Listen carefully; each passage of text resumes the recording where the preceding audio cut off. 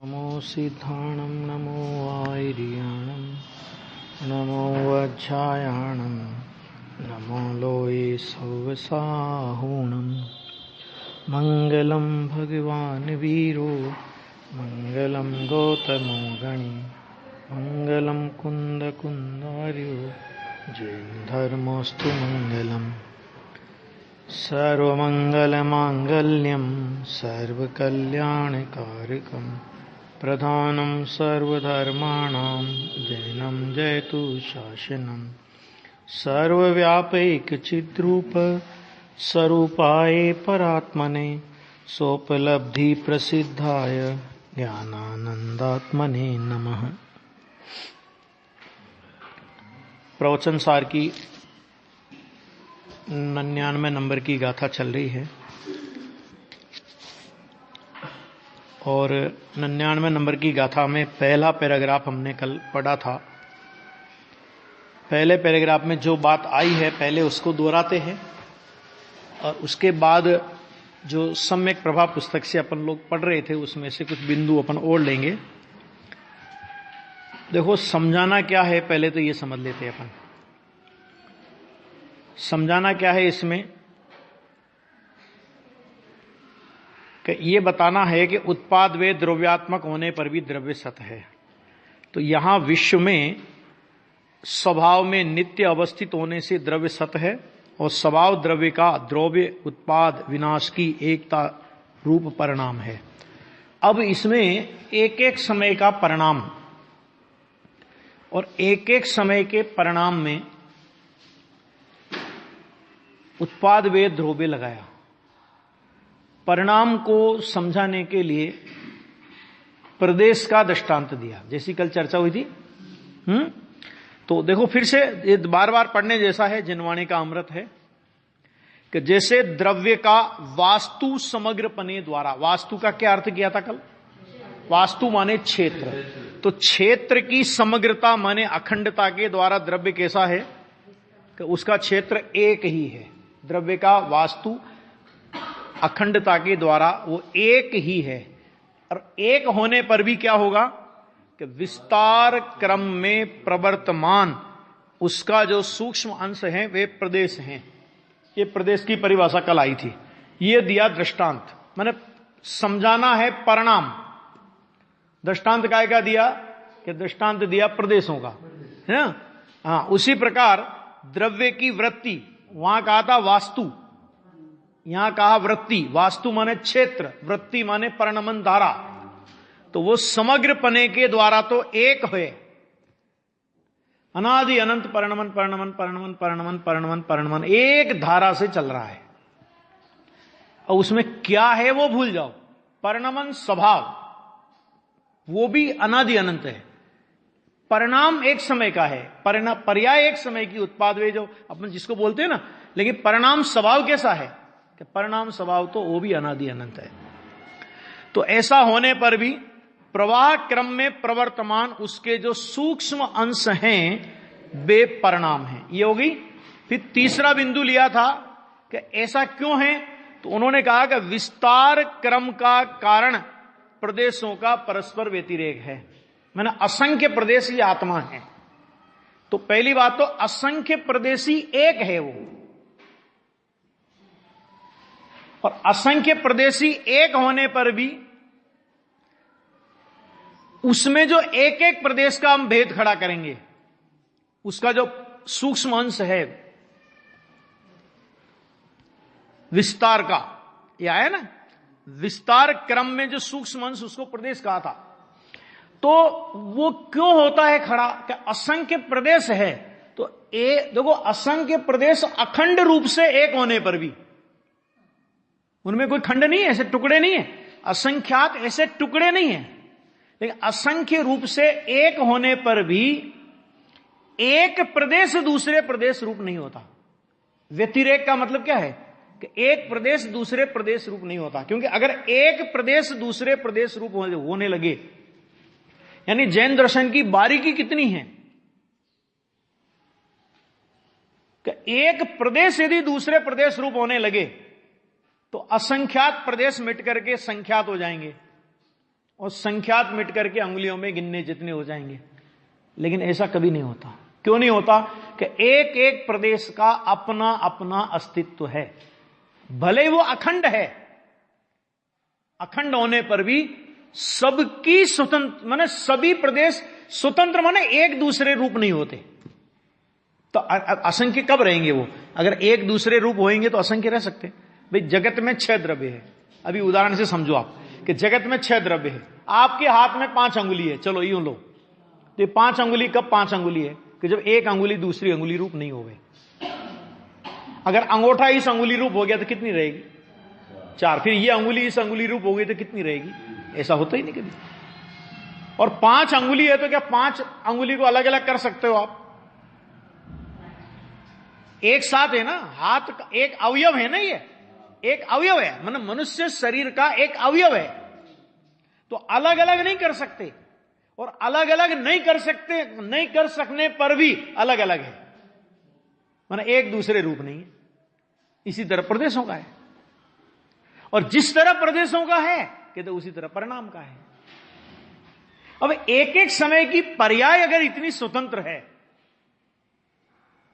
कि वो अपनी ही पूर्व पर्याय रूप अथवा अपनी ही उत्तर पर्याय रूप नहीं होती, मतलब एक पर्याय दूसरी पर्याय रूप नहीं होती। अभी लघु, अपन जो अगुण लघुत्व गुण की परिभाषा पढ़ते हैं, वो 3 बिंदु तक तो अपन लोग पढ़ लेते हैं सब।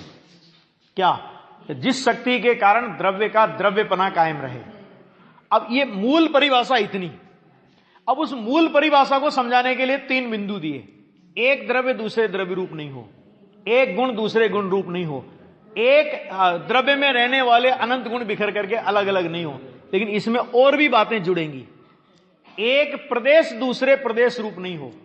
ये एक प्रदेश दूसरे प्रदेश रूप नहीं हो क्यों नहीं लिया? ये कि कालाणु में और पुद्गल परमाणु में ये घटित नहीं होती।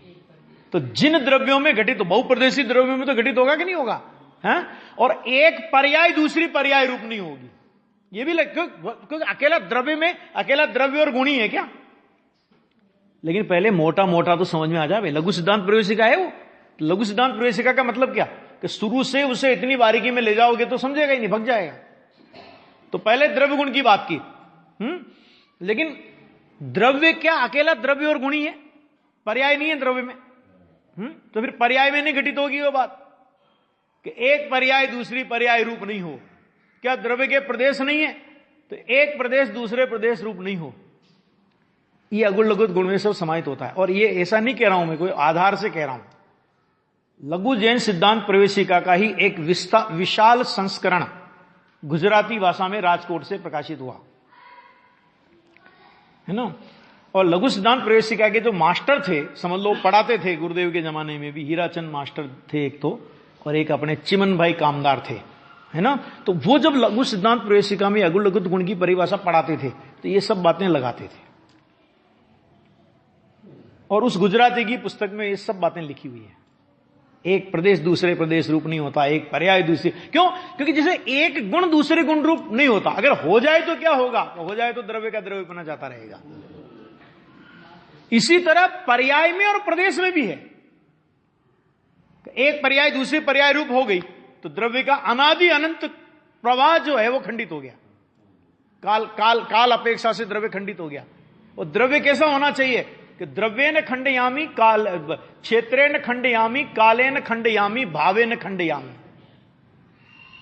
271 नंबर का समय सार का कलश है, और उस कलश के पहले 270 कलश के बाद और 271 कलश के पहले अमृतचंद्र आचार्य ने ये गद्य में लिखा है संस्कृत में। द्रव्येन खंडयामी, क्षेत्रेन खंडयामी, कालेन खंडयामी, भावेन खंडयामी। तो मैं हूं क्या? शुद्ध चिदस्मि, अखंड शुद्ध चैतन्य मात्र वस्तु हूं। कि न जो द्रव्य से खंडित होता, न क्षेत्र से खंडित, न काल से खंडित, न भाव से खंडित, अखंडित है। माने गुण भेद करोगे तो तकलीफ, पर्याय भेद करोगे तो तकलीफ, प्रदेश भेद करोगे तो तकलीफ, है ना। और द्रव्य ऐसा है तो द्रव्य में द्रव्यगुण पर्याय का भेद करोगे कि द्रव्य किसे कहते हैं, तो उसका भेद करोगे। तो कहते ये सब करोगे तो सिर्फ और सिर्फ विकल्प होगा। यहां ये सब बता करके क्या बताना है ये गुरुदेव श्री के प्रवचन में जब आप पढ़ोगे कम से कम 5-7 बार ये बात बोलेंगे वो, कि ये बता करके, इतना विस्तार बता करके कराना क्या है आचार्य को, कि पर्याय का इतना विस्तार किया, प्रदेश एक प्रदेश दूसरे प्रदेश, ये सब नहीं होता है। ये सब करके उनको करना क्या, कि जब तो इन सबको जान करके उस अभेद चैतन्य पर दृष्टि करना, इन भेद के विकल्पों में क्यों पड़ा रहता है ना, वो आचार्य देव को बताना है। सिद्ध तो वो करना है, लेकिन ये ज्ञान प्रधान शैली है ना, तो ज्ञान में पूरे द्रव्य गुण पर्याय की व्यवस्था, और उस व्यवस्था को अलग अलग तरीके से 93 गाथा में भी बता दी थी व्यवस्था। सामान्य व्यवस्था तो 93 गाथा में बता दी थी, है ना। उसी व्यवस्था को और थोड़ा सूक्ष्म रूप में लिया, कि जहां एक एक समय के परिणाम में भी उत्पाद वे द्रव्य घटित किया। क्या मतलब इसका, कि अरे भैया, एक एक समय का परिणाम भी स्व अवसर का सत है। ख्याल में है? उस एक समय के परिणाम को भी आगे पीछे करने की तेरी सामर्थ्य नहीं है। तू परिणाम की ओर से निश्चित हो जाकर पर्याय का क्या होगा, और पर्याय की ओर से निश्चित हुआ तो द्रव्य स्वभाव में झुक जाएगा। अब पर्याय के करने धरने के विकल्प, तो ये जो पर्याय की व्यवस्था का जो ज्ञान करा रहे हैं ना, ये पर्याय की व्यवस्था का ज्ञान पर्याय से निश्चिंतता कराने के लिए करा रहे हैं, कि तेरे करने से पर्याय नहीं होगी, पर्याय तो अपने काल क्रम में होनी है, वही होगी। कैसा, मैं पहले ऐसा तो करूं, पहले कुछ नहीं, पूर्व पर्याय का उत्तर पर्याय से, उत्तर पर्याय का उसके आगे की पर्याय से कोई संबंध नहीं है। एक एक समय का परिणाम स्वतंत्र है। थोड़ी देर पहले हिरण को फाड़ करके खाने का परिणाम शेर की पर्याय में महावीर भगवान का जीव है, मुनिराज को देखा आते हुए, तो एकदम परिणामों में कैसी धारा चली कि ये कौन है। मनुष्य के रूप में वो सामने आके खड़े हो गए। शेर का स्वभाव क्या है, जब हिरण को फाड़ के खा रहा था वो, तो हिरण को फाड़ के खा सकता है, तो मुनिराज को फाड़ने में उसे क्या टाइम लगता। शेर है ना वो, वो उसको थोड़ी पता है कि मुनिराज है कौन है ये, है ना। लेकिन देखो उसके परिणाम में, उसके परिणामों का प्रवाह किस ओर मुड़ना था, उसके परिणामों का प्रवाह सम्यक दर्शन रूप होना था। तो सम्यक दर्शन होने के पहले की परिणामों की धारा कैसी चली, बोलो।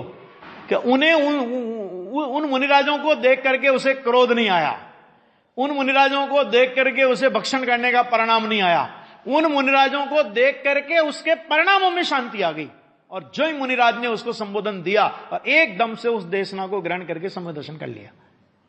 क्या है ये, थोड़ी देर पहले क्रूर हिंसा के परिणाम, थोड़ी देर बाद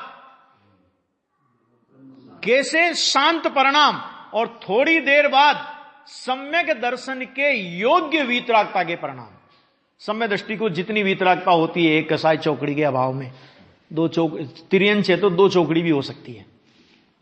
अभी क्या है ये सब, क्या है पूर्व पर्याय का उत्तर पर्याय से क्या संबंध है ना।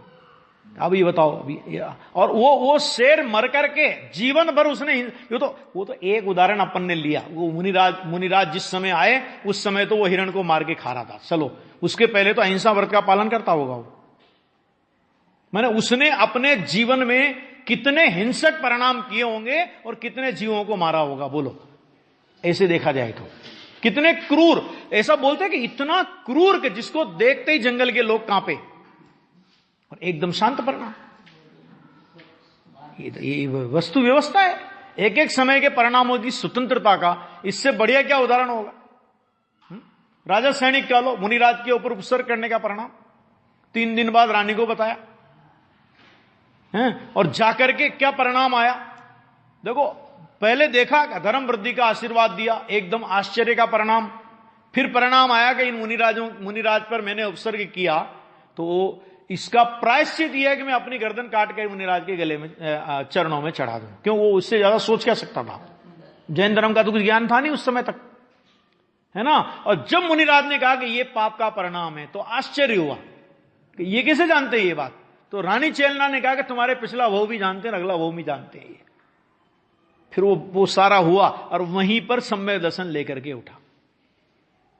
बोलो, एक ही जीवन में बौद्ध मत का कट्टर अनुयायी, जैन धर्म का कट्टर दुश्मन, साथ में नरक की आयु का बंद, उसी जन्म में मुनिराज के प्रति भक्ति, उसी जीवन में क्षायिक सम्य दर्शन, उसी जीवन में तीर्थंकर प्रकृति का बंध, उसी जीवन में भगवान महावीर की सभा का मुख्य श्रोता, और उसी जीवन में आत्महत्या करके मरने का परिणाम। बोलो, समय दृष्टि है। तीर्थंकर प्रकृति का बंद हो गया, आत्महत्या करने का परिणाम। जहर कि ये फिर से मेरे को परेशान करेगा। बेचारा वो लड़का जब उसको जो भी हुआ था ना, कुणिक, तो वो तो उसको जब उसकी मां ने उसे डांटा कि तू ऐसा था, तब तेरे को हमने कचरे में डाल दिया था, तब तेरे पिताजी किस तरह तेरे, वो सब बताया उसको, तो एकदम पश्चाताप हुआ और उनको जेल से निकालने के लिए गया था। और उनने सोचा कि अभी और परेशान करेगा, हीरे की अंगूठी चूस करके मर गए। बोलो, और ये भी नहीं कह सकते आप कि समय दर्शन खत्म हो गया होगा साहब, वो आत्महत्या का परिणाम आ गया तो उनको समय दर्शन खत्म हो गया होगा। छाई की समय दर्शन था, तीर्थंकर प्रकृति का बंद चल रहा था। और नरक में भी, जब तक अभी नरक में भी है ना, तो नरक में भी तीर्थंकर प्रकृति का बंद निरंतर चल रहा है, क्योंकि तीर्थंकर प्रकृति है अगाध, तीर्थंकर प्रकृति ध्रुवबंदी प्रकृति है। एक बार बंधने के बाद इसका बंद निरंतर चलता है। बोलो, नरक के परिणाम, नारकी के परिणाम, और उधर तीर्थंकर प्रकृति का बंद भी चल रहा है। अभी क्या करेंगे, पर्याय की स्वतंत्रता कैसी कैसी है, विचार तो करो जरा। ऐसे थोड़ी लिख दिया आज शास्त्रों में। ये जो द्रव्यान योग के सिद्धांत हैं, इन द्रव्यान योग के सिद्धांतों का प्रमाण अगर अपने को चाहिए तो प्रथमान योग में मिलता है। बोलो, क्या है? सैकड़ों उदाहरण है, एक नहीं सैकड़ों उदाहरण है। वो तो पूरे प्रथमान योग लेकर के अपन बैठ जाएं तो भी 10 दिन तक ये कथा पूरी नहीं होगी, इतने उदाहरण हैं। क्या है ना? तो ये एक तो वही कह रहे, वो लास्ट में क्या कहा उन्होंने, तो उसी प्रकार प्रवाह क्रम का कारण क्या है कि परिणामों का परस्पर व्यतिरेक है। यहां तक बात हुई थी अपनी, है ना। अब अपन ने जो सम्यक प्रवाह का कल पढ़ा था, बहुत अच्छा था वो। उसमें जितना आया था देखिए, उससे बहुत अच्छा एक बिंदु उसमें आया था। कल अपनी यहां तक चर्चा आई थी, गुरुदेव श्री के प्रवचन में चल रहा था, ये आ गया था ना, यहाँ गे है आचार्य देव, ये कल आया था ना लास्ट में, आचार्य देव ने प्रत्येक गाथा में वीतरागी बर्फी के पर्त लगाए हैं, है ना। मैं आपसे सच बोलता हूं कि मुनिराजों की जिस भाषा में महिमा होनी चाहिए, वो गुरुदेव के अलावा आप कहीं ढूंढ के ला दो अभी किसी प्रवचनकार के प्रवचन में, नकल से भी बोल के दिखा दे कोई। वीतरागी बर्फी के पर्त जमाए हैं, सैकड़ों, ऐसे एक नहीं सैकड़ों आए हैं। आगे देखो, समय सार के सर्वविशुद्ध ज्ञान अधिकार में, अभी देखो ये एक शैली की विशेषता है कि यही प्रकरण समय सार में भी आया। क्या कि द्रव्य अपने परिणामों से उत्पन्न होता हुआ क्रमबद्ध परिणामों से, ये प्रकरण आया। तो वहां के प्रकरण में यहां के प्रकरण में क्या अंतर है, वो साथ में ले रहे हैं वो, कि समय सार के सर्वविशुद्ध ज्ञान अधिकार में द्रव्य अपने क्रमबद्ध परिणाम से उत्पन्न होता है, यह बात करके वहां सम्यक दर्शन का संपूर्ण विषय समझाया है। आया, द्रव्य दृष्टि कराई है, सम्यक दर्शन का विषय समझाया, मतलब क्या कि द्रव्य दृष्टि कराई कि परिणाम अपने परिणामों से उत्पन्न होता है। तू जब ऐसे द्रव्य का निर्णय करने जाएगा, क्रमबद्ध पर्याय का निर्णय करने जाएगा, तेरी दृष्टि ज्ञायक स्वभाव पर जाएगी। द्रव्य कैसा कि अपने क्रमबद्ध परिणामों से उत्पन्न होता है, तो परिणामों की क्रमबद्धता का निर्णय करने वाले की दृष्टि ज्ञायक स्वभाव पर, तो वो द्रव्य दृष्टि का विषय वहां पर बताया। और यहां ज्ञान प्रधान कथन है, तो इसमें समस्त द्रव्य परिणमन स्वभाव में स्थित है। द्रव्य कहां स्थित है, द्रव्य कहां है, द्रव्य कहां मिलेगा, कि द्रव्य कहां मिलेगा, कि परिणमन स्वभाव में स्थित है। ये यहां पर ये बताया। ऐसा कहकर पूर्ण ज्ञान और पूर्ण ज्ञेय बतलाए हैं। ज्ञान भी कल चर्चा चली थी थोड़ी, ज्ञान का स्वभाव ज्ञेय को जानना, और ज्ञेय का स्वभाव ज्ञान में ज्ञात होना। ज्ञान में ज्ञात नहीं होवे तो उसे ज्ञेय कौन कहे, और जाने नहीं तो उसे ज्ञान कौन कहे। विश्व में जो जो भी ज्ञेय है, ज्ञान उन्हें जानने से इनकार नहीं कर सकता, है ना। हमारी छद्मस्त की बात छोड़ दो थोड़ी देर के लिए, हमारे ज्ञान में बहुत से ज्ञेय नहीं भी आते हों, केवल ज्ञानी भगवान को विश्व का कौन सा ज्ञेय ऐसा है जो उनके ज्ञान में नहीं आता, और केवल ज्ञानी भगवान किसी ज्ञेय का निषेध कर सकते हैं कि नहीं इसको नहीं जानूंगा मैं, तो इसको नहीं जानूंगा ये कहकर के भी तुमने उसे जान ही लिया। मैं इसे नहीं जानूंगा, तो ये जान करके निषेध किया है कि बिना जाने निषेध किया है? नहीं आया समझ में? क्या कहा, क्या कहा? क्या मैं इस टेबल को नहीं जानूंगा, तो तुमने टेबल को जान करके निषेध किया कि नहीं जान करके निषेध किया? बताओ। तो मैंने नहीं जानूंगा ये कह करके भी तुमने जान लिया, क्योंकि ज्ञान का स्वभाव ज्ञेय को जानना है। अग्नि होती है ना, अग्नि, अग्नि किसे कहते हैं? अग्नि माने दहन, अग्नि माने दहन।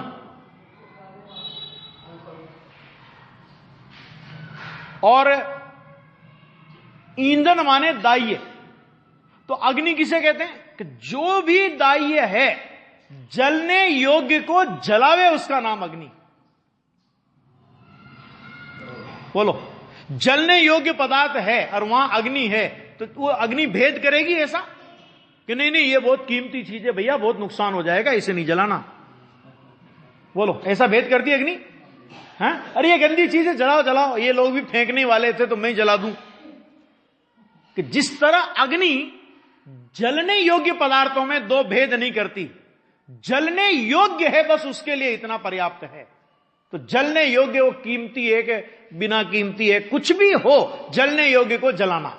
तो ज्ञान में ज्ञान का स्वरूप क्या? कि ज्ञान का स्वरूप जानने योग्य को जानना। उसमें ऐसा नहीं, ऐसा क्यों, ऐसा किस लिए, ऐसा किस, ये कोई प्रश्न ज्ञान की ओर से ज्ञान नहीं खड़े करता। ज्ञान का स्वरूप जानना है। दर्पण का स्वरूप प्रतिबिंबित करना है। किसको? कि जो भी प्रतिबिंबित होने योग्य हो उसको, जो भी आएगा सामने उसको प्रतिबिंबित करेगा। ऐसा नहीं होगा ना कि कोई करोड़पति निकल रहा है तो उसे दर्पण प्रतिबिंबित कर रहा है, और उस समय कोई झाड़ू वाला निकल गया गंदगी का उस लेकर के, तो कहेगा 1 करोड़पति को पहले निकलने दे, तू गंदा आदमी क्यों आ रहा है इधर? दर्पण ऐसा करता है? क्यों नहीं करता? क्योंकि उसका स्वभाव प्रतिबिंबित करना है। ये करोड़पति है कि रोड़पति है, इससे उसे कोई लेना देना नहीं। ज्ञान का स्वभाव जानना है। ज्ञान में जानने योग्य पदार्थों में दो भेद करना, यह अज्ञानी की कल्पना है, क्योंकि ज्ञेय में दो भेद होते ही नहीं। ज्ञेय तो ज्ञेय होता है। आगे देखिए, ऐसा कहकर ज्ञान पूर्ण ज्ञेय बतलाए हैं। ऐसे सर्व ज्ञेयों के स्वभाव, सर्व ज्ञेयों की बात आई ना, विश्व के सभी द्रव्यों का यह स्वभाव है। माने यहां पर देखो, समय सार में क्या था कि जीव अपने क्रमबद्ध परिणामों से उत्पन्न होता हुआ, वहां अकेले जीव की बात की, और यहां का सभी द्रव्य अपने परिणाम स्वभाव में स्थित है। इसका मतलब क्या? कि इसका मतलब यह कि सभी द्रव्य अपने परिणाम स्वभाव में स्थित हैं, तो मतलब तू भी अपने परिणाम स्वभाव से बाहर नहीं गया। समझ में आ गया नहीं आ गया? तो यहां सबके साथ में आत्मा को रखा, मैंने सबको जान करके आत्मा को जान लेना कि जैसा तेरा स्वभाव ऐसा विश्व के हर द्रव्य का स्वभाव। जैसे तू अपने उत्पाद व द्रव्य स्वभाव में स्थित, वैसे विश्व का हर द्रव्य अपने उत्पाद व द्रव्य स्वभाव में स्थित। मैंने सबको जान करके अपने को निकालना अलग, सबको जान करके अपने को उससे भिन्न निकालना, यह ज्ञान प्रधान शैली, और सीधे सीधे अपने को जानना है दृष्टि प्रधान शैली। नहीं, 5000 पोस्ट कार्ड, 5000 डाक आई हो पोस्ट ऑफिस में, हमने डाक वाले से पूछा कि हमारी कोई रजिस्ट्री आई क्या? तो उसने कहा भाई साहब आई तो है। कि ला, ये ढेर रखा है, आप छांट लो इसमें से। तो उन 5000 में से अपनी कितनी रजिस्ट्री है? एक। 4999 अपनी नहीं है। तो 4,999 को जान करके क्या जानना है कि ये मेरी नहीं है ना, और एक अपनी है, उसको उठा लेना है। और एक ये है कि डाक वाले ने अपने नाम की निकाल करके रखी, उन्होंने कहा भाई साहब ये लीजिए, बस समय सार वो डाक वाला है, और प्रवचन सार आगे समझ में ना कि वो ढेर वाला है। एक ज्ञान प्रदान शैली है कि इसमें से आपको अपनी चीज निकालनी पड़ेगी, और वो दृष्टि प्रदान शैली है कि हमने निकाल करके रख दिए, तुम मेहनत मत करो, तुम तो इसको पचाओ। ये है समय सार की शैली। हाँ? तो थोड़ी मेहनत करके थोड़ा मेहनत करके पचाना, ये प्रवचन सार में थोड़ी मेहनत, थोड़ी माथे की कसरत होगी इसमें। और समय सार में क्या होगा कि सीधी सीधी त्रिकाली ध्रुव कारण परमात्मा, ज्ञायक भाव आत्मा है, प्रमत्त अप्रमत्त नहीं है, वहां सीधा ज्ञायक भाव बताया जाएगा। यहां ज्ञायक भाव तो यहां भी बताया जाएगा, लेकिन यहां उस ज्ञायक भाव को हमें छांटना पड़ेगा। बस ये शैली है दोनों की, ये गुरुदेव ने इसमें बताया। हाँ देखो आया, तो आया ऐसे सर्व ज्ञेयों का स्वभाव और उन्हें जानने वाले ज्ञान स्वभाव की श्रद्धा करना। आ गया, प्रत्येक आत्मा और प्रत्येक परमाणु धर्मास्तिका आदि द्रव्य पृथक पृथक स्वयं सिद्ध पदार्थ है। विश्व का कौन सा पदार्थ है जिसको किसी भगवान ने बनाया? जैन दर्शन के हिसाब से कोई है ही नहीं। सामान्यतया देखने पर उस द्रव्य का क्षेत्र अखंड एक है। अब आ रहे हो टीका पर। सामान्यतया अगर आप देखेंगे तो हर द्रव्य का क्षेत्र अखंड एक है ना। तथापि उस क्षेत्र के विस्तार का जो सूक्ष्म अंश है वह प्रदेश है। 6 द्रव्यों में से, अब देख लो अलग कर रहे हैं उनको, परमाणु को और कालाणु को। 6 द्रव्यों में से परमाणु और काल का क्षेत्र तो एक प्रदेश ही है। तो एक प्रदेश ही है तो उसका विस्तार क्या? मैं जैसे किसी का एक बेटा है तो उससे पूछे भैया तुम्हारा बड़ा भाई कि मैं ही, कि तुम्हारा मझला भाई कि मैं ही, कि तुम्हारा छोटा भाई कि मैं ही। क्या मतलब इसका? कि बड़ा समझो तो मैं, मझला समझो तो मैं, छोटा समझो तो मैं, क्योंकि मैं अकेला हूं। तो जो एक प्रदेशी है उनकी तो बात ही नहीं है, वो तो उनका तो कोई विस्तार होता ही नहीं है। 6 द्रव्यों में से परमाणु और काल का तो एक प्रदेशी है। आत्मा का असंख्य प्रदेशी क्षेत्र है, वह समग्र पने द्वारा एक होने पर भी।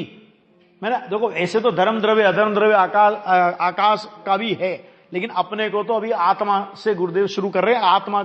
आत्मा को मुख्य रख करके समझना है। समग्र पने द्वारा एक होने पर भी उसका अंतिम अंश माने सूक्ष्म, कि जिसका फिर दूसरा अंश आप नहीं कर सको। क्या कहा? विस्तार आया था ना, विस्तार।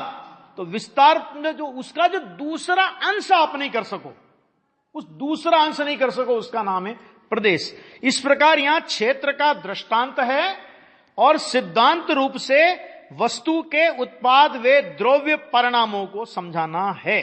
जिस प्रकार असंख्य प्रदेशी विस्तार एक साथ लेने से, एक साथ ज्ञान में लो, ज्ञान में खड़ा करो, एक साथ असंख्य प्रदेशी विस्तार अपने ज्ञान में खड़ा करो, तो लेने से द्रव्य का क्षेत्र एक है, उसके टुकड़े हैं नहीं है ना।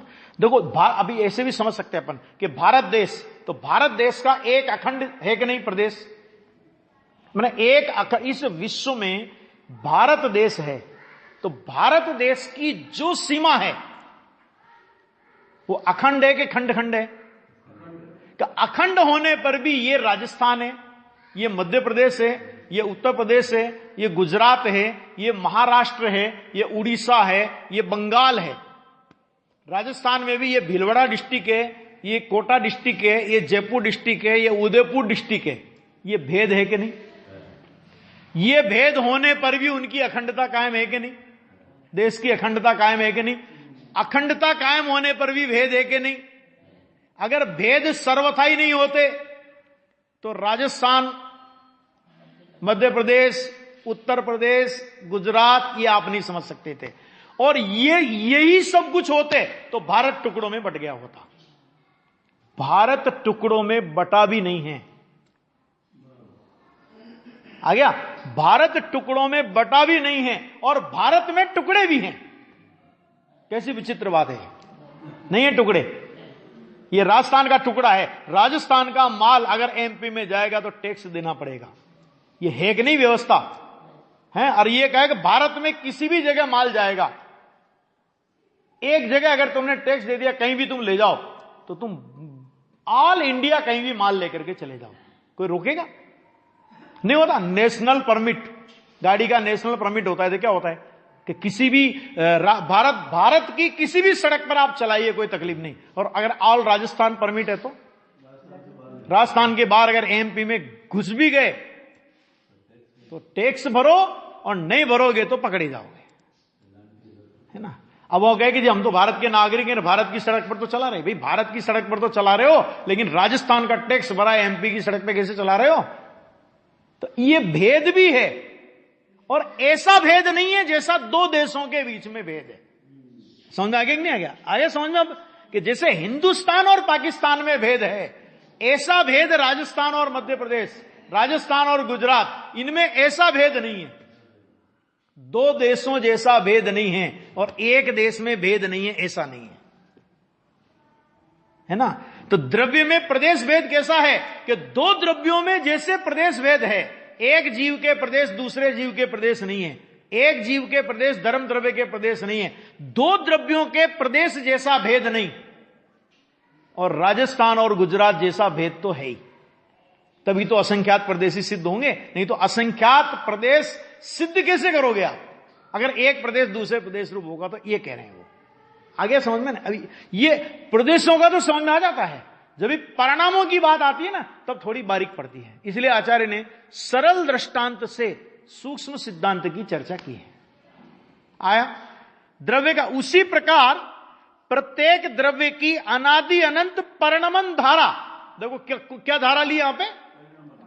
परिणमन धारा, परिणमन धारा, परिणमन धारा। तो किस समय परिणमन धारा नहीं है? परिणमन धारा कैसी है?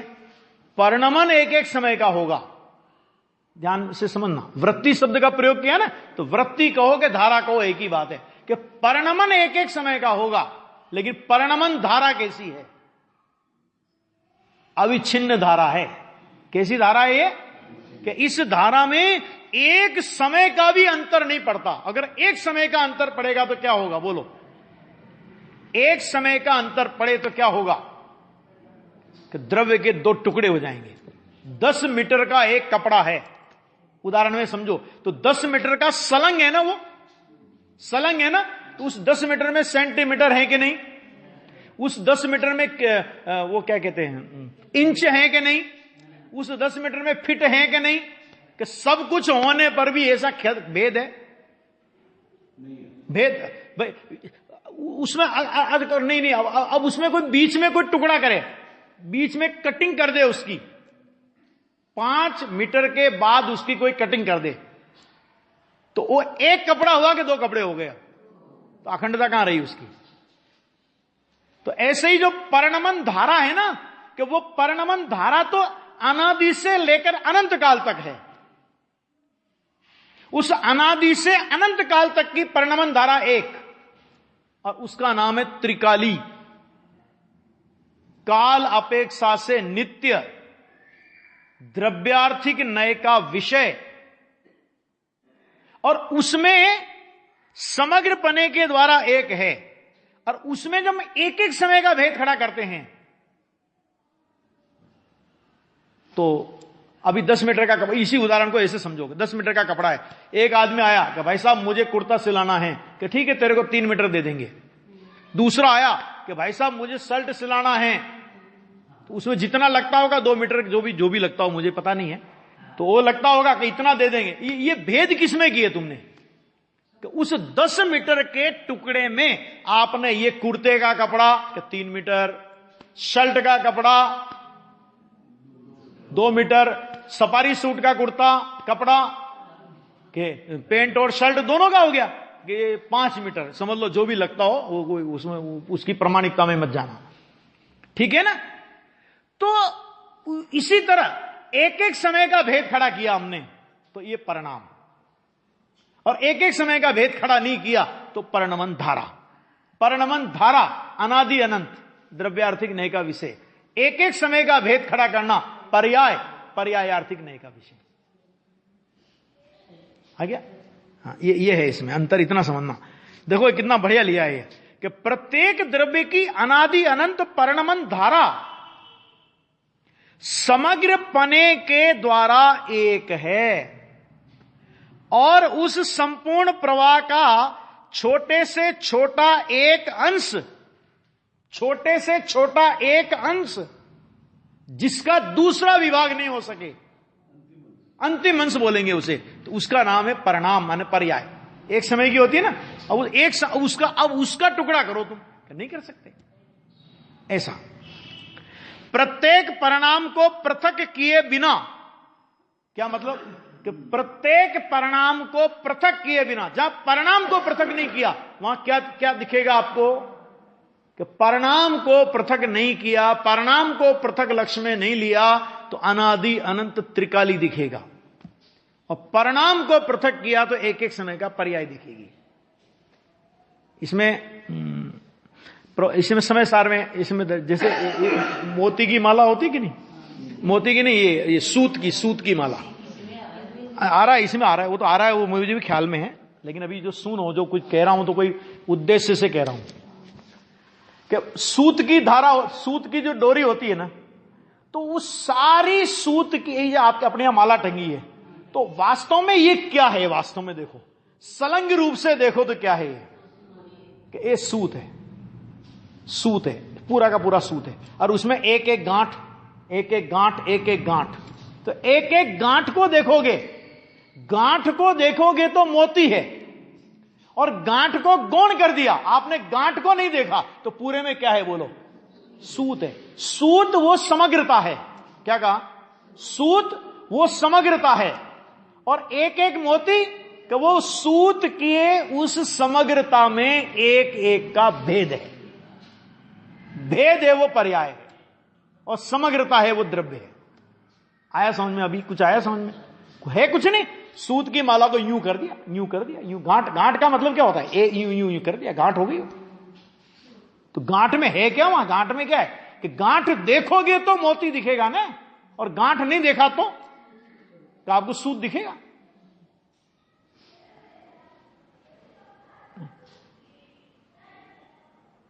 आ गया? बहुत अद्भुत है, देखने का नजरिया है और कुछ नहीं है। देखो वस्तु वो की वही है, वस्तु द्रव्य गुण पर्याय से बाहर नहीं है, लेकिन वस्तु को देखने के नजरिए से मिथ्या दृष्टि और वस्तु को देखने के नजरिए से समय दृष्टि। बोलो आप, समग्रता की दृष्टि और समय दर्शन, और एक एक समय के परिणाम की दृष्टि मिथ्या दृष्टि। वस्तुओं की वही है, देखने का नजरिया अपना है भाई, है ना। यहां जो मोती का दृष्टांत देंगे ना वो अलग है, वो एक एक समय के परिणाम, उत्पाद वे द्रव्य घटित करेंगे, तो पहला मोती, दूसरा मोती, पहला मोती, वो उस रूप में लिया है, और जो मैं दृष्टांत दिया है वो अलग, उसका अलग सिद्धि है उसकी। आ गया ना, अंतर समझ में आया उसमें। अभी देखो तो ये आ गया, अनादि अनंत धारा समग्र पने के द्वारा एक है, और उस संपूर्ण प्रवाह का छोटे से छोटा अंश, संपूर्ण प्रवाह का, ये शब्द ध्यान देना, संपूर्ण प्रवाह का अंश है वो, अकेला प्रवाह नहीं है। संपूर्ण प्रवाह का एक छोटे से छोटा अंश। वो क्या हुआ कि सो परिणाम है, मतलब क्या हुआ कि काल खंड का नाम पर्याय है और काल की अखंडता का नाम द्रव्य है। इतना देना है। प्रत्येक परिणाम को पृथक किए बिना, ये गुरुदेव के शब्द में पढ़ रहा हूं, प्रत्येक परिणाम को पृथक किए बिना समग्र रूप से द्रव्य के अनादि अनंत प्रवाह को देखने पर वह एक है। आगे बस समझ में, एक है, और एक है इसलिए विकल्प नहीं है, क्योंकि एक में कोई विकल्प नहीं होता। आपके पास कि भाई साहब ये आपको चाहिए, हमारे पास एक पीस है, आपको चाहिए, आप खरीदने गए तो भाई साहब हमको दिखाओ, कि दिखाना क्या है बस ये अंतिम फीस, एक फीस बचा है और लाइन में लगे 50 लोग, आपके पीछे उन 50 और खड़े हैं अभी, फटाफट बोलो। तो एक है तो कोई विकल्प नहीं है, और दो हो तो ये लूं कि ये लूं, ये लूं कि ये लूं, ये लूं कि ये लूं, ये लूं कि ये लूं। क्या मतलब हुआ कि भेद हुआ तो विकल्प, और एक हुआ तो कोई विकल्प नहीं, है ना। तो ये द्रव्य का जो अनादि अनंत पना है ना, तो अनादि अनंत प्रवाह को देखने पर वह एक है, वहां कोई विकल्प नहीं थे। और अनादि निगोद से लेकर, कहां से लिया? अनादि, पहले ध्यान देना, सब एक एक शब्द पे ध्यान दीजिए, निगोद नहीं लिया अकेला, अनादि निगोद, क्योंकि जीव अनादि काल से कहां से था? नित्य निगोद से निकला है। जो भी जीव त्रस पर्याय में आया, गुरुदेव की भाषा में कहें तो सभी जीवों का पीहर कौन है? तो कहते हैं निगोद है सबका पीहर, निगोद से निकले हैं। तो अनादि निगोद माने नित्य निगोद से लेकर अनंत सिद्ध दशा तक का परिणमन प्रवाह एक ही है। क्या मतलब भाई? शुरू माने अनादि से कौन सी दशा थी कि निगोद, और अंतिम दशा कौन सी होगी? कैसा? वो तो भव्य की होगी। फटाक से लोग बोले सिद्ध दशा वो भव्य की होगी, तो मैंने कहा अपना भव्य है क्या? नहीं, ये क्यों नहीं अंदर से जोर उछलता कि ये सिद्ध दशा कि मेरी दशा होगी, ये क्यों नहीं जोर आता अंदर से? अभव्य की थोड़ी होती है। तो मैं कहा तुम अभव्य हो क्या, है ना। तो अंत आगे क्या लिया कि अनंत कि सिद्ध। देखो ये निगोद दशा कब से थी? कि अनादि से थी। वहां से लेकर माने सभी आगे आगे आगे आगे जो जो जो जो भी दशाएं आई आई आई आई, और अंतिम क्या होगी? तो अंतिम होगी तो सिद्ध दशा। माने अनादि दशा निगोद थी, वो बदलेगी नहीं, क्योंकि अनादि से सबकी दशा निगोदी थी, है ना। और अंतिम दशा अगर सबकी होगी, अपन अभव्य की बात नहीं कर रहे, तो अंतिम दशा कौन सी होगी? कि सिद्ध दशा होगी, और उसके बाद दशा बदलेगी नहीं। सिद्ध दशा, सिद्ध दशा, सिद्ध दशा। वो कहते हैं कि इनमें तुम निगोदिया, एक इंद्रियपना, दो, ये सारे भेदों को मत देखो। इन सारे भेदों को नहीं देखोगे तो क्या है कि द्रव्य का परिणमन प्रवाह एक ही है। क्या है वो? परिणमन, परिणमन, परिणमन, परिणमन, परिणमन, परिणमन। देखो इसी को और समझो थोड़ा। मैंने पहले बोला था बहुत बारीक विषय है और समझने जैसा विषय है। देखो एक आत्मा का लक्षण उपयोगो लक्षणम कहा ना, तत्वासूत्र में आया क्या कहा? उपयोगो लक्षणम। अभी उपयोगो लक्षणम इसी बात को सिद्ध करने के लिए बता रहा हूं आपको। उपयोगो लक्षणम का मतलब क्या है? कि जीव का निर्दोष लक्षण है, ठीक है ना। कैसा लक्षण है ये? जीव का निर्दोष लक्षण है, बराबर। तो इसको दो तरह से लेते हैं, एक तो गुण रूप भी लेते हैं और एक परिणमन रूप भी लेते हैं, क्योंकि परिणमन रूप लक्षण में भी लक्ष्य प्रसिद्ध होता है। तो अभी निगोद से लेकर सिद्ध दशा तक सभी जीवों का लक्षण क्या है? सभी जीवों का लक्षण क्या है? उपयोग, उपयोगो लक्षणम। क्या लक्षण है? उपयोगो लक्षणम। तो भाई हमारे में से एक प्रश्न खड़ा होता है क्या? कहा आप कैसी बातें करते हो? कहां निगोदिया जीव को अक्षर के अनंत में भाग ज्ञान का उगाड़, और कहां सिद्ध भगवान को केवल ज्ञान? मैं कहते हैं हमने नहीं कहा कि भाई साहब हमने लक्षण क्या बताया आपको? उपयोगो लक्षणम। हमने कहा मति ज्ञान लक्षण, हमने कहा श्रुत ज्ञान लक्षण, हमने कहा अवधि ज्ञान लक्षण, हमने कहा मन पर्याय ज्ञान लक्षण, हमने कहा केवल ज्ञान लक्षण। अरे तुम इन 5 ज्ञानों में से कोई सा भी ज्ञान जीव का लक्षण बनाओ, अव्याप्ति दोष आएगा। नहीं आएगा अव्याप्ति दोष। केवल ज्ञान लक्षण बनाओगे तो अनंत सिद्ध के अलावा सब अजीव सिद्ध होंगे। मति और शुद्ध ज्ञान लक्षण बनाओगे तो अनंत और सिद्ध अजीव सिद्ध होंगे, है ना। और अवधि और मन पर्याय ज्ञान लक्षण बनाओगे तो बहुत से संसारी और सिद्ध अनंत सब अजीव सिद्ध हो जाएंगे। लेकिन उपयोगो लक्षणम कि मति ज्ञान हो, सुत ज्ञान हो, अवधि ज्ञान हो, मन पर्याय ज्ञान और केवल ज्ञान हो। आप एक बोर्ड पर 5 ज्ञानों के नाम लिख दो, मति ज्ञान, श्रुत ज्ञान, अवधि ज्ञान, मनपर्यय ज्ञान, केवल ज्ञान। ठीक है, अब मति, श्रुत, अवधि, मनपर्यय और केवल, इस पे लगाओ डस्टर। अभी क्या बचा? क्या बचा? कि मति ज्ञान है, वो भी ज्ञान है, जानन जानन जानन भाव है। श्रुत ज्ञान भी ज्ञान है, जानन भाव है ना। अवधि ज्ञान भी ज्ञान है, जानन भाव है। मनपर्यय ज्ञान भी ज्ञान है, जानन भाव है। और केवल ज्ञान भी ज्ञान है, जानन भाव है। जाननपना किस ज्ञान में नहीं है? बोलो। तो वो जो जाननपना है, कि वो जाननपना कॉमन है, और उस जाननपना जीव का स्वभाव है। मति ज्ञान जीव का स्वभाव नहीं है, क्योंकि मति ज्ञान तो कर्म की अपेक्षा से नाम मिला है। जाननपना ये कौन से किसकी सापेक्षता आई, इसमें बताओ जरा। जाननपने में किसकी सापेक्षता आई? मति ज्ञानावरण की, श्रुत ज्ञानावरण की, अवधि ज्ञानावरण की, मनपर्यय ज्ञानावरण की, कि केवल ज्ञानावरण की? बोलो, किसके अभाव या उनकी अपेक्षा आई? जानन माने सीधा ज्ञान का परिणमन। क्या कहा? मति, श्रुत, अवधि, मनपर्यय, केवल ज्ञानावरणी कर्म से कोई लेना देना नहीं। जानन माने सीधा ज्ञान का परिणमन।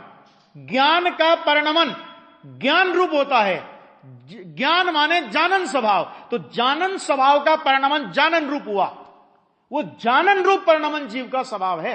वो जानन रूप परिणमन को जब आप मुख्य करते हो, तो जानन रूप परिणमन की धारा निगोज से लेकर सिद्ध तक एक जैसी है। क्या कहा? क्या कहा? निगोज से लेकर सिद्ध तक एक जैसी है। लेकिन हमारी आदत खराब है। हमारी आदत क्या है? वो निगोज या को तो अक्षर के अनंत भाग ज्ञान का उगाड़ है। मैंने कहा कितना है, तुमको मापने के लिए मीटर नहीं पकड़ा रखा। आचार्य कहते जानन स्वभाव को जानन रूप परिणमन से देखो आप, तो निगोदिया में भी जानन रूप परिणमन दिखेगा और सिद्ध में भी जानन रूप परिणमन दिखेगा। और वो जीव का लक्षण है, उसके द्वारा जीव की पहचान होती है। अरे सिद्ध दशा में हो चाहे निगोद दशा में हो, जानन जानन जानन जानन जानन रूप परिणमन की धारा हर जीव में निरंतर चलती है। इसलिए ये जानन रूप परिणमन ज्ञान का पर्याय अपेक्षा से पारिणामिक भाव। क्या कहा? फिर से क्या कहा? क्या कहा? ज्ञान का जानन रूप परिणमन ज्ञान का पर्याय अपेक्षा से पारिणामिक भाव। क्यों? क्योंकि इसमें हमने मति, श्रुत, अवधि, मनपर्यय, केवल ज्ञान की कोई अपेक्षा नहीं लगाई। निरपेक्ष ज्ञान जानन भाव को देखा है ना। वो निरपेक्ष भाव निरपेक्ष स्वभाव का लक्षण बनेगा। ये परिणमन है ना, ये परिणमन धारा है ना, कि ये परिणमन, ये जो जानन रूप परिणमन है, कि ये जानन रूप परिणमन जो कि पर्याय रूप पारिणामिक भाव है, पर्याय रूप पारिणामिक है, कि ये उस द्रव्य रूप पारिणामिक को प्रसिद्ध कर रहा है। इसलिए आचार्य भगवान ने 17-18 नंबर की गाथा में कहा, आबाल गोपाल सबको सदा अनुभूति स्वरूप भगवान आत्मा स्वयं ही जानने में आने पर भी। अरे जानन रूप उस परिणमन में ज्ञान स्वभाव ही प्रसिद्ध हो रहा है। अभव्य को भी, निगोदिया को भी, गुरुदेव श्री का नैरोबी का प्रवचन सुनो, अज्ञानी को भी, निगोदिया को भी, मिथ्या दृष्टि को भी आत्मा ही जानने में आ रहा है। फिर समय दर्शन क्यों नहीं होता? तो आत्मा जानने में आ रहा है, ऐसा वो मानता नहीं है, इसलिए नहीं होता। माने तो अभी समय दर्शन हो, ये है बात। अभव्य को भी, निगोदिया को भी, ऐसा लिया उन्होंने, निगोदिया को भी पारिणामिक, क्योंकि वो जो जानन रूप पारिणामिक है, वो ज्ञान स्वभाव रूप पारिणामिक को प्रसिद्ध करता है। पारिणामिक का लक्षण क्षोभ सम नहीं हो सकता। ज्ञान स्वभाव कैसा है महावीर जी? पारिणामिक भाव है कि औपसमिक भाव है? पारिणामिक भाव है। तो पारिणामिक का लक्षण कौन सा होगा? कि पारिणामिक का लक्षण पारिणामिक होगा। तो अब प्रश्न ये कि वो पारिणामिक, तो और ये जो लक्षण होता है वो प्रकट होना चाहिए। क्या कहा? व्यक्त रूप होना चाहिए। तो व्यक्त रूप पारिणामिक कैसे बताओगे आप कि व्यक्त रूप पारिणामिक है? जानन जानन जानन जानन जानन धारा, त्रिकाल जानन धारा। एक समय के लिए भी जानन धारा का अभाव नहीं हुआ। अगर एक समय के लिए भी जानन धारा मिट जाए, आत्मा जड़ हो जाएगा। इसलिए जानन भाव को लक्षण का, इसका नाम उपयोग लक्षणम। तो जैसे वहां जानन धारा निगोद से लेकर सिद्ध दशा तक मति, श्रुत, अवधि, ज्ञान, मनपर्यय के भेदों को आप दृष्टि गोचर ना करो तो एक रूप जानन धारा है। इसी तरह ये अनादि से लेकर, अनादि निगोच से लेकर अंतिम सिद्ध दशा तक के पर्याय, इसके बाद तो कोई पर्याय बदलेगी नहीं, कि इन समग्र पर्यायों को दृष्टिगोचर ना करो तो ये एक परिणमन परिणमन परिणमन परिणमन परिणमन परिणमन परिणमन। कैसा परिणमन कि ये मत पूछो, परिणमन है बस। तो जब परिणमन को देखोगे तो अनादि अनंत एक धारा दिखेगी, और परिणमन में भेद करोगे, ये निगोदिया, एक इंद्रिय, दो इंद्रिय, फलाना, ये ऐसा, ये वैसा, तो ये भेद खड़े होंगे। भेद खड़े होंगे तो विकल्प होंगे, और अभेदता देखोगे तो निर्विकल्पता होगी। हमारा प्रयोजन निर्विकल्पता है। आगे ना ये है देखने की दृष्टि इसमें। सोचो कितना गजब का रहस्य है। आचार्य भगवंतों ने सच में जंगल में रह करके कितना अद्भुत काम किया है। सोचो जरा, है ना। बस हो गया, टाइम तो हो गया, ज्यादा हो गया।